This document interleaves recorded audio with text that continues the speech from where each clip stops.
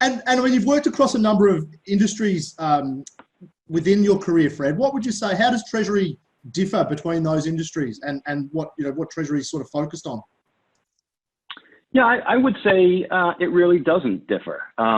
What does differ are the circumstances. So, is a company high growth or stable? Is it high leverage or low? Is it high margin?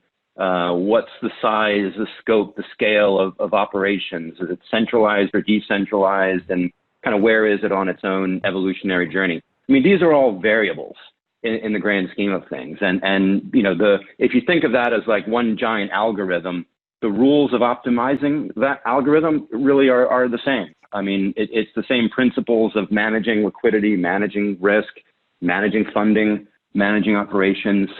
I would say the one lesson learned is every single company out there runs on the same thing, which is cash. And some companies tend to forget that from time to time and eventually are reminded of it.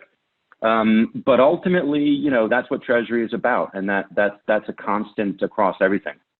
I guess outside of sort of the nuts and bolts of what Treasury does, the other key variable that does vary across companies is people. And it really comes down to the capacity for change that different people have. I mean, business cycles come and go, companies grow and shrink, but ultimately what makes or breaks in terms of longevity of an organization is the people.